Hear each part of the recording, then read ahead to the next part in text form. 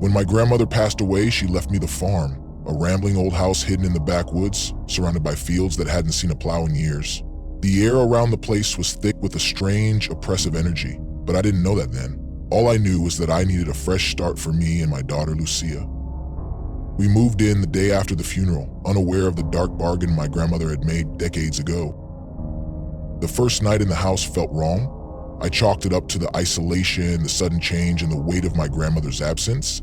Lucia, barely 10, was excited about the move, though I noticed her unease as we settled into our new life. It was subtle, a glance over her shoulder, a hesitation before speaking. I didn't think much of it. That is, until the farm animals started dying. They started small, a goat, then a chicken. The bodies weren't torn apart, but drained, pale, shriveled, as if something had sucked the life out of them. The locals, when I asked, told me it was a wild animal. Probably a cougar, they said. But the dead eyes of the animals suggested something more sinister, something ancient. I should have left then. I should have packed up and driven to the nearest town, but I didn't. I stayed. I went into the attic of the farmhouse one evening, searching for an old trunk I'd seen as a child. What I found instead was a series of journals. My grandmother's journals. They detailed her life here on the farm, and much more. She had made a deal, a terrible one. When the sickness spread through the town, killing children, the elderly, and the young alike, my grandmother had struck a pact with a creature, the Blood Reaver. The name alone made my blood freeze. It was said to be a beast with the body of a shadow, long, twisted limbs and eyes that glowed like fire. A creature that thrived on death and fear. In exchange for her own safety, for her farm's prosperity, my grandmother had agreed to provide the Blood Reaver with a steady diet of animals. But there was a catch.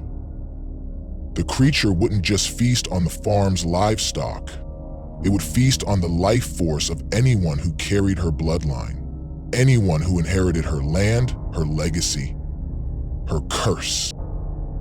And now that curse had passed to me. As I read on, panic gripped me. The deal was clear: feed the Blood Reaver, keep the town safe from the disease, but that safety came at a price.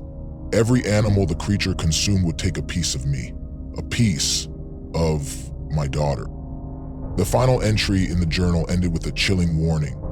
If you dare break the pact, the Blood Reaver will claim the one you love most. The nightmare began the night Lucia went missing. I woke to the sound of scratching at my bedroom window, a low, guttural sound that made my skin crawl.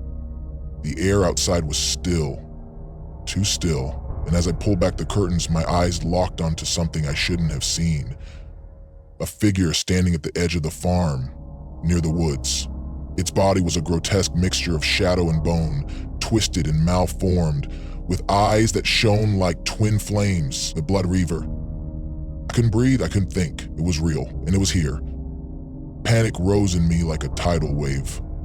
I ran through the house, calling for Lucia, but there was no answer. When I reached the barn, my heart stopped. Lucia was standing there, pale and trembling, eyes wide with fear. The Blood Reaver was circling her, its claws scraping the earth, watching her with hungry eyes. "Mom!" Lucia cried, but her voice was faint, weak. I grabbed a pitchfork from the wall and charged toward the creature, screaming. But the Blood Reaver was faster than me, its long, spindly limbs reaching out to grab Lucia. I barely managed to pull her away, dragging her toward the house. My mind raced. What could I do? I knew what the creature wanted. It needed its meal. It needed us. And if I broke the pact, the town, the people I'd been trying to protect, would suffer. But if I didn't, my daughter would die. "Ella," Lucia whispered, tears streaking down her face. "Mom, please." The Blood Reaver was gone, retreating into the darkness, but I could feel its presence. It was always watching. The creature returned the next night. Lucia and I barricaded ourselves in the house, but I knew it wouldn't be enough. The air grew heavier with each passing minute, the house creaking as if the very structure was alive, suffocating under the weight of the pact. I had a choice. I could honor my grandmother's agreement, let the Blood Reaver feast on the remaining animals, keep the town safe, and keep Lucia safe. But at what cost? Or I could break the deal, risk everything, and fight for Lucia's life. The town would suffer, but so would I. The disease, the sickness that had plagued this place for so long would return with a vengeance.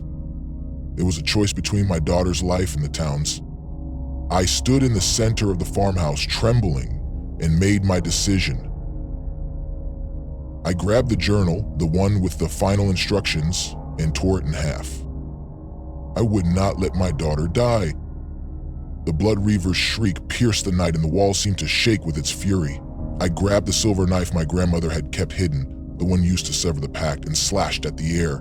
The creature howled in pain, but it wasn't enough. It wasn't over. I had broken the deal, now I had to face the consequences. But as I heard the creature's roar grow closer, I felt something cold and dark rise within me. The Blood Reaver was coming for us, but I was ready. And I wasn't going down without a fight. The silence after the battle was deafening. The Blood Reaver had vanished, like a shadow dissolving with the first light of dawn, but its echo still lingered deep in my mind. The house, once suffocated by its malevolent presence, was now calm. The oppressive atmosphere finally lifted. But the victory wasn't complete. The cost of breaking the pact was undeniable. Unuya stood beside me, her eyes different, haunted, as if something had shifted within her too. Whatever happened to the Blood Reaver, its influence left a mark on us, and we didn't know how far its invisible claws would reach.